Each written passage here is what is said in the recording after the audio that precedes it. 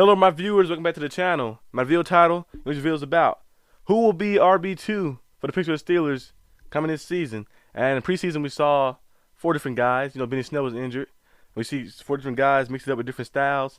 And the running back two position is going to be a very important spot because last year we seen Najee Harris play a full season, be a workhorse. We knew coming in he's going to be a workhorse because Big Ben was declining. He can push the ball downfield, so it can be a lot of check downs, a lot of handoffs, a lot of running the ball, trying to get that schemed up into it. And he took a lot of hits, and he got injured.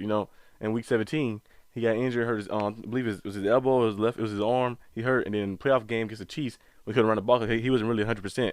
I think he didn't look 100%. So hopefully this season they implement the running back two, get the 1-2 punch going, and Najee Harris is of course your guy, be the guy going in, but you also can have another guy who can come in and maybe take over different spots in different games, especially in late game situations of the game already the game already in almost a deciding factor, maybe up by 10 points or something like that. You can put the backup running back in. I seen the Packers there a lot. Where AJ Dillon come in, he gets some runs, and he start getting positive yards. They can rest Aaron Jones. I think they can use a 1-2 punch like that. A lot of teams around the league have started evolving to that type of way to reserve, and maintain their running back. Because you see Derrick Henry last year, who the year before last he rushed for 2,000 yards. Then this year he comes up and he almost had 1,000 yards at the 7-game mark. 8-game mark, and he had a foot injury, hurt his foot like that. A lot of carries, a lot of touches like that. Of course you can be big, strong, and this physical freak and freak of nature, but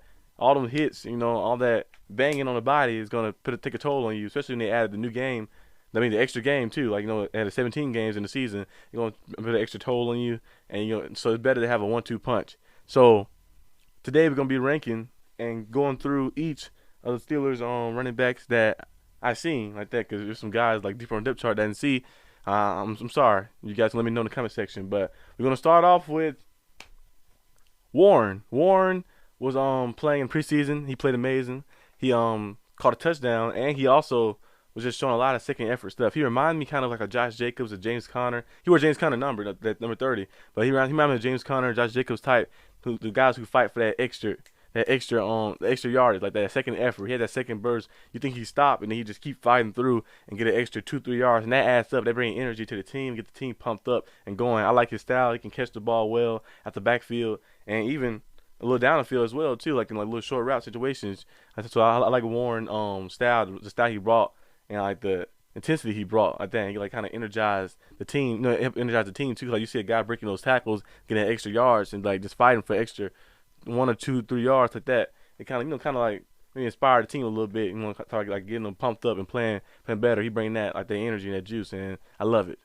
The next guy on the list is Benny Snell. Benny Snell is injured right now, but we've seen Benny Snell.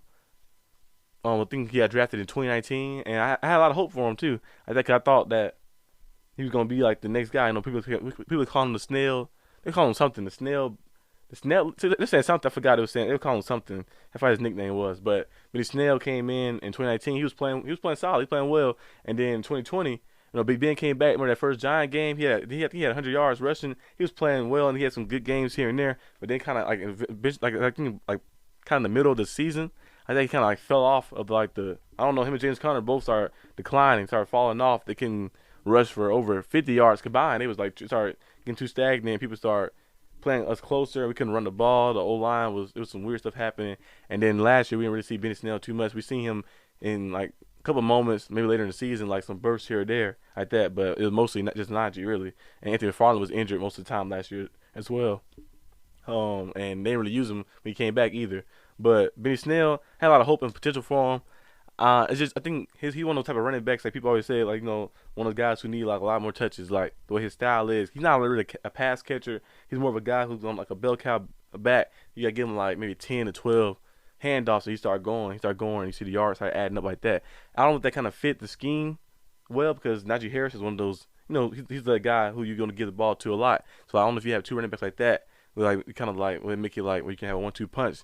Because you always want to have somebody different, somebody who has a different play style, different game changing play style like that. They come in and like okay, like he's the power back, but he's is a receiving back. He can go out there and line up as a receiver and catch, or he's the back who has the speed. He can hit the outside like that. Or like oh he's a distant, he's that. So you just want to have some like versatility, mix it up a little bit. You want to have the same thing twice. So Benny Snell, if he come back, maybe show something different. Maybe show us that his catching got better and show some other stuff in preseason. But so hopefully come back. Let's see. The next person on the list is Teague. Teague, number 33 from the Steelers. He's one of those running backs. He reminds me kind of like a LeGarrette Blount type. One of those guys at the goal line. You just give it to them like that. His power and his ability to break tackles and just get through and run people over like a wrecking ball is just crazy. He's on small. He's a little shorter and stocky and he's just powerful like that. And we've seen him have some good runs in preseason. And we see in training camp too. You know the tackle drills. People can't. He just have a knack for like breaking tackles. He has that power. And you think like one of those guys you can just like go up with them and he just like, nope, get down, stiff arm, kind of like a Dave Montgomery type. Like they're kind of like stocky and big and just powerful. They might not look powerful from afar, but when you see their play style, it's like explosion, like the power, the straight wrecking ball that's going through. And Teague, I feel like his style is like similar to Najee. Najee plays a power style. Najee is like the very not just like a unicorn. He can catch the ball. He can line up as a receiver, and he can do some stuff like catch at the backfield. He can run outside, inside, stuff like that. So his play style not exactly like a Najee Harris, but his play style could be used as a running back too, especially in the goal line situations. You have a guy like that size, so I can just run down hill, like a Priest Holmes or something. Like Priest Holmes had that all them touchdowns that one year, just run down and get straight through the gap and just score the goal line like LeGarrette Blount type like that. So I think he can be used as well. So maybe he might be in play for running back too. The next person is Durant. Durant, I don't have a full analysis on Durant. Like that, Durant shows a little bit here and there. He has some explosion to him too. But I think the way how like all the people we've seen and we've seen like the way the depth chart is, the way people are getting like opportunities, I feel like he's lower on the depth chart. And I really haven't seen a lot. You see a little bit more from him. I know in training camp he was going crazy, making plays, and a lot of buzz around his name, especially I think probably like a couple weeks back. I think like in the mid part of the training camp like that. But I think he needs to probably show a little bit more like that, and maybe in preseason he might get the next game he might get a little more more opportunities to get in there and play, and we can see a little bit how he moving. I like see like his style, his own true style. The last person on the list is Anthony McFarland. Anthony McFarland is a guy who has a lot of explosion, who can hit the outside and he's gone. You know that first class speed. He's shown too in preseason that he can go inside too between the tackles. He was getting inside and showing his quickness, showing his elusiveness, and just going crazy. And he can catch the ball as well like that. Catch the ball. He can line up as a wide out. You probably put him as a wide out. You can put him catch the ball at the backfield and different stuff, short routes and stuff. So he's very versatile. And I think he's probably in play at the number one spot. He probably the guy who's gonna be running back too like that. So, but still a lot left in preseason, like that. So we're gonna see how they implement some of these guys into play. But the rankings I have right now, I'll probably have Durant at 5. I have Benny Snell at 4. I will have Teague at 3. I will have Warren at 2.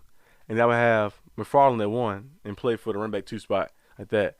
I feel like with those top 3 guys with Najee and you have a combination, maybe you just have Anthony McFarland or you have a combination of Anthony McFarland and Warren out there in the mix like that. I feel like that will be very good enough to go out there and like be like a relief for running back 1 who Najee Harris like that to like give us like another like sense of like and like actually and confidence too, like cause like put him out there not just saying like he's like they're just like back with just coming in just to fill in, but like to come in and make plays as well. I feel like those 2 guys right there have a higher chance of making those plays and a higher chance of like bringing some versatility to the team than the other guys on the list. But you guys let me know in the comment section what you guys think. That's all I got for today, and I'll see you guys next time on the Arsenal Live. Peace out.